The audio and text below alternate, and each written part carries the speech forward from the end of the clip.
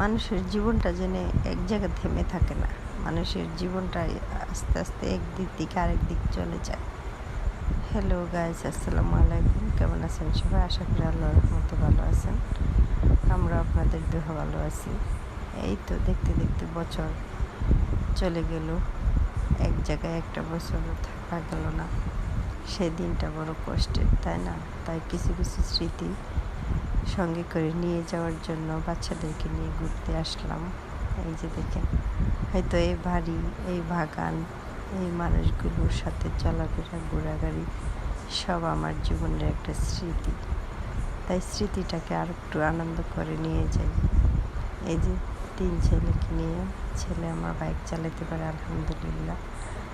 এখন আর কাউকে বলতে হয় না চলো ঘুরতে যাই, কেউ মুখ ফুরাই নিলেও সমস্যা নেই। আমার ছেলে আছে, ছেলেকে নিয়ে গাড়ি নিয়ে চলে যাই আলহামদুলিল্লাহ। এই যে বাড়ির পাশে অনেক সুন্দর একটা নদী আছে আর পানিতে ভরে গেছে।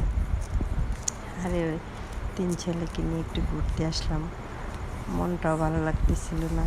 এই দিনগুলো অনেক মিস করব, আর এগুলো স্মৃতি হয়ে থেকে যাবে জীবনে।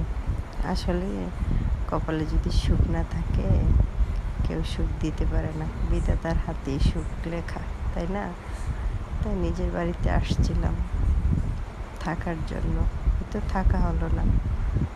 পৃথিবীতে সব মানুষের কি কপালে সুখ সয়? তার মধ্যে হয়তো আমি একজন। কিছু করার নেই, স্মৃতি হিসাবে সব রয়ে যাবে আমার কাছে। এই তো কত সুন্দর নৌকা, হাওয়া বাতাস, সুন্দর পরিবেশ, আর ছেলেদেরকে নিয়ে ঘুরতে আসা সুন্দর মুহূর্তটা, এটাও আমার জীবনে একটা স্মৃতি থাকবে। তাই চলে আসলাম ছেলেদেরকে নিয়ে একটু সময় কাটানোর জন্য, মনটা ভালো রাখার জন্য। এই যে দেখেন, এগুলো আমাদের দেশের সম্পদ, তাই না? এই যে সুন্দর দৃশ্য, প্রকৃতি, এই যে শোলা, পাট, এগুলা সব কিছু দেশের একটা সম্পদ। কত যে ভালো লাগতেছে। এই যে দেখেন, দৃশ্যগুলো দেখতে যেরকম সুন্দর, এরকম মনও ভরে যাচ্ছে। আসলে গ্রামের দৃশ্য তো গ্রামের মতনই হবে, মন ভরা, প্রাণ ভরা, নিঃশ্বাস নেওয়া, খোলামেলা বাতাস, প্রকৃতি কত সুন্দর, তাই না? খোকাল্লা নাই, কোনো যায় ঝামেলা নেই। এই যে দেখেন, সুন্দর একটা এখানে দোকান পেয়েছি, নদীর উপরে করছে একটা ছোটোখাটো রেস্টুরেন্টের মতো, দেখতে খুবই ভালো লাগতেছে।